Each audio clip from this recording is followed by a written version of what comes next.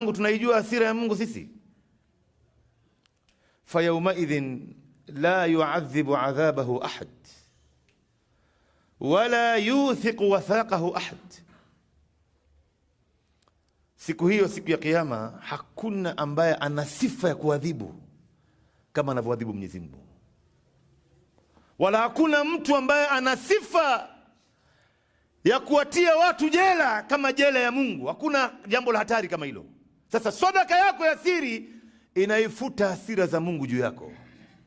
Ndio unaona katika wale watu 7 ambao watakaokuwa chini ya kivuli cha Mwenyezi Mungu siku ya Kiyama, yauma la dhilla illa dhillu, kuna watu 3 hapa ambao Mwenyezi Mungu Mtume sallam amewataja, ambaye wamefanya ibada zao kwa siri, watajikuta chini ya kivuli cha Mungu siku ambayo itakuwa hamna kivuli isipokuwa kivuli chake Mwenyezi Mungu Subhanahu wa Ta'ala.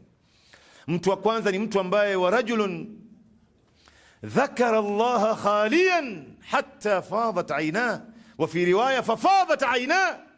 Ni mtu ambaye amemtaja Mwenyezi Mungu akiwa peke yake, imma yuko chumbani au katika sehemu, au amejifungia katika sehemu, ama yuko katika safu ya mbele kule mwisho, akawa yeye anamtaja Mungu, imma analeta dua, ama anasoma adhkar, ama anasoma Qur'an bila mtu kujua, paka macho yake katoa machozi. Ametoa machozi kwa ajili ya Mungu wake. Hakuna mtu yote ambaye anayemjua. Atakuwa chini ya kivuli cha Mwenyezi Mungu siku ya Kiyama.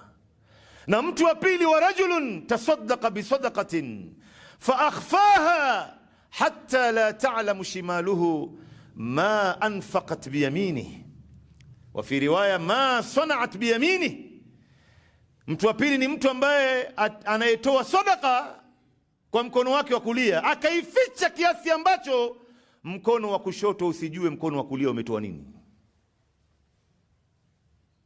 Na mtu wa tatu, Mtume sallam, katika watu ambao watakaokuwa chini ya kivuli cha Mwenyezi Mungu siku ya Kiyama kwa sababu ya matendo yao ya siri, wa rajulun da'atuhum ra'atan dhata mansibin wa jamal faqala inni akhafu Allah.